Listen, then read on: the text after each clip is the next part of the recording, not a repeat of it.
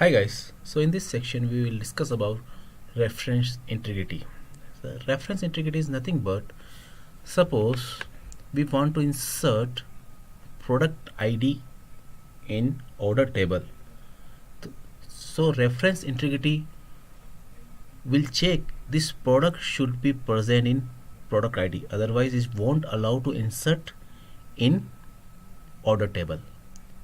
So with different database, there to define reference integrity will be different, but here we'll see how can we define in web2py. So let's start that thing.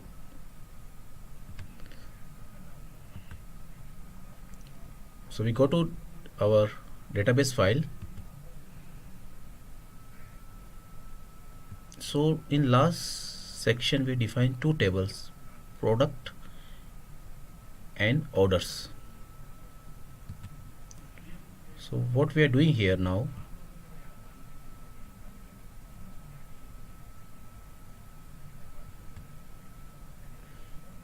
so in order table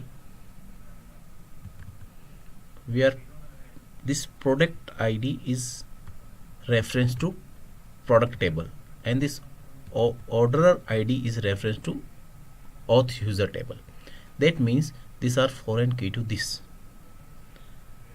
Okay, and after that we are defining that order.product ID, this product ID should be part of db.product, is in db, like should this record, what record is present in order table, it should be part of product ID. Similarly, this orderer ID should be present in auth user table.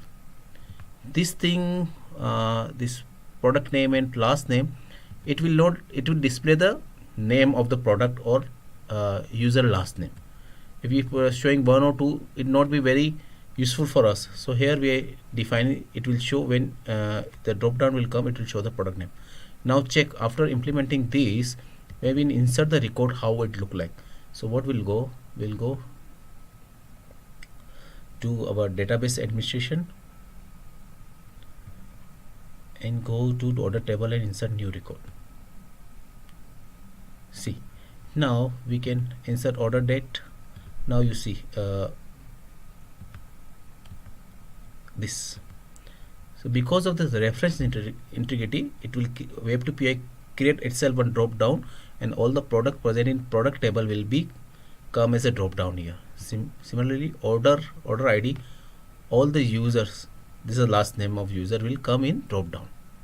So that way web2py achieve reference integrity.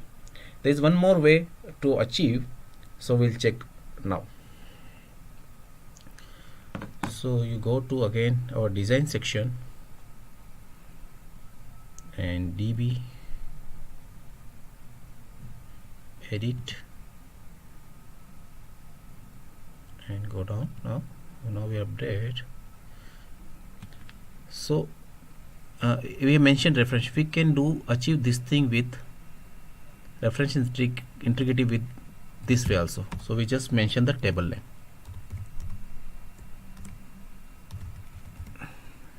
and when you are mentioning complete table name,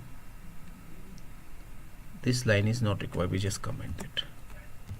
Now we'll go and see our database integration. We go to order, new record.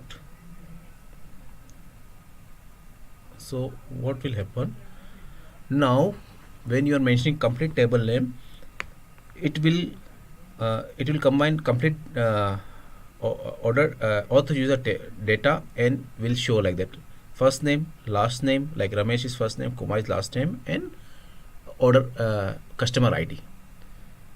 So in that it will give more significance, like we'll get all the detail by using this way.